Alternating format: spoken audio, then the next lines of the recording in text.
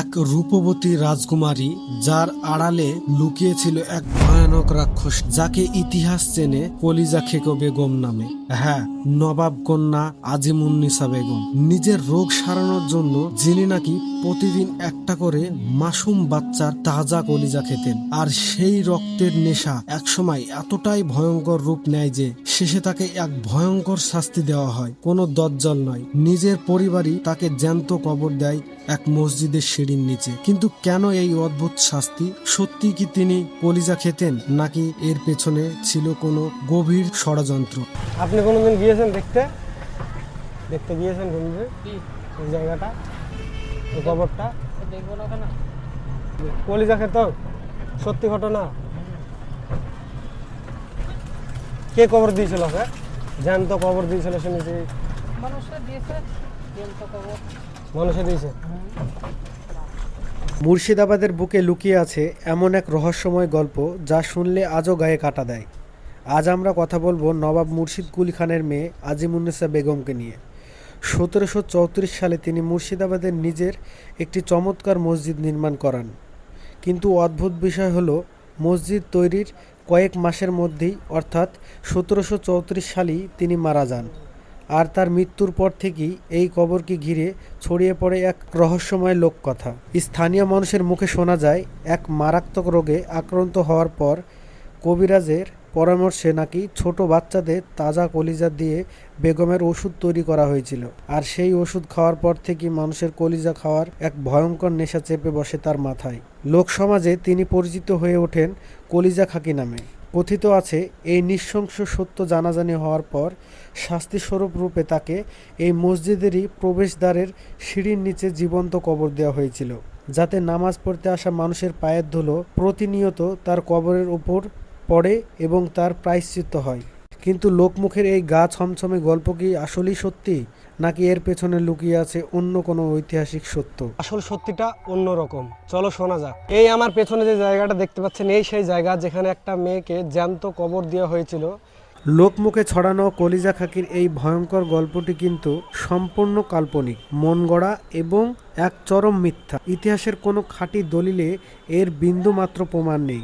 আসল সত্যিটা হলো, আজিমুন্নেসা বেগমের কোনো অদ্ভুত বা মারাত্মক রোগ ছিল না, আর না তিনি কোনো বাচ্চার ক্ষতি করেছিলেন। তিনি অত্যন্ত সাধারণ ও স্বাভাবিকভাবেই মৃত্যুবরণ করেছিলেন। তাহলে সিঁড়ির নিচে কবর কেন?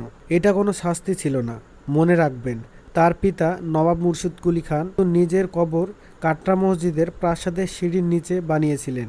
নবাব পরিবার অত্যন্ত ধার্মিক ও বিনয়ী ছিলেন। তারা নিজেরাই মৃত্যুর আগে ইচ্ছা প্রকাশ করে গিয়েছিলেন যেন তাদের কবর এমন এক জায়গায় হয় যেখানে মানুষের পায়ের ধুলো পড়বে, অর্থাৎ যেটিকে মানুষ আজ অন্ধবিশ্বাসের কারণে কুৎসিত এবং শাস্তি মনে করে, সেটি আসলে ছিল তাদের চরম ভক্তি। তাই কুসংস্কারে কান না দিয়ে ঐতিহাসের আসল রূপটা জানাই আমাদের দায়িত্ব। এখন যে কবরটি আপনারা দেখতে পাচ্ছেন, এটি হয়তো নবাব পরিবারের কোনো বিশ্বাসযোগ্য মানুষের। কবরটি একদম গেটের একদম সামনে আছে, কিন্তু কোনো এখানে নাম লেখা নাই, আর একদম কনফার্ম না যে এটা কার কবর ছিল। এখানে ঘুরতে গেলে দেখছি মানে সেই রকম ঘোরার মতো কোনো জায়গা নেই। জাস্ট তোমাদেরকে এখানে একটা মিথ্যে একটা গল্প শুনি এই জায়গাটাকে আকর্ষণ করে রেখেছে। আসল সত্যিটা হচ্ছে, আজিমুন্নেসা বেগম মুর্শিদ কুলি খাঁর মেয়ে। তিনি খুবই ধার্মিক একটা মেয়ে ছিল, খুবই ভালো একটা মানুষ ছিলেন। এখানে তিনি মসজিদ কেন করতেন? একটা গ্রামে যদি রোজ একটা করে যদি বাচ্চা যদি হারাতো, এটা একটা ইতিহাসের পাতায় থাকতো। কিন্তু ইতিহাসে কোনো রকমভাবে এর কোনো প্রমাণ নেই যে জ্যান্ত কবর দিয়েছিল, এরকম কোনো ইতিহাসের পাতায় কোনো কথা নেই। তো এখানে আমি সময় নষ্ট করব না বেশিক্ষণ, কারণ এখানে প্রচণ্ড রোদ, আর এখানে সেই রকম দেখার কিছু নেই। মানুষকে শুধু একটা ভুয়া একটা কথা দিয়ে মানুষকে এরকম বলছে। আর এখানকার গার্ড যেগুলো মানে এখানে থাকে এই কথাগুলো বলার জন্য, তারা পর্যন্ত এই মিথ্যে কথা বলে যে এই কবরটা জ্যান্ত একটা মেয়েকে কবর দেওয়া হয়েছিল, আর এটা মুর্শিদ কুলি খাঁ তার মেয়েকে জ্যান্ত কবর দিয়েছিল। কিন্তু মুর্শিদ কুলি খাঁ ওনার 7 বছর আগে মারা যান। ওনার মেয়ের 7 বছর আগে মুর্শিদ কুলি খাঁ মারা যান, আর তার সমাধি আছে কাটরা মসজিদে। কিন্তু তারপরেও এইরকম কথা মানুষের মানে বিশ্বাস হয়। মানুষ আসলে বোকা হয়তো। আজ প্রচণ্ড গরম পড়েছে, আমার মোবাইলটাও গরম হয়ে গেছে। আমার মোবাইলটা 15 Pro, তারপরেও এত রোদ্রে কেন যে মানে ক্যামেরা অটোমেটিক বন্ধ হয়ে গেল।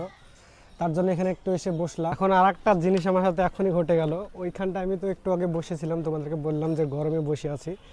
তো তারপরে এই জায়গাটা এসে আমি ভাবলাম কিছু হয়তো সিনেমাটিক একটু শট নিয়ে নিই, যখন আমি ভয়েস ওভার দেবো তখন হয়তো কাজে লাগবে। তো করতে যাচ্ছি, এখানকার একটা সিকিউরিটি এখন এসে আমাকে বলছে যে এখন এখানে ভিডিও করা যাবে না। তো আমি এর আগেই ঢুকে অনেকগুলো শ্যুট নিলাম, ওখানে ভিডিও করলাম, তখন দেখতে পেলো না, কিন্তু এখন দেখতে পাচ্ছে।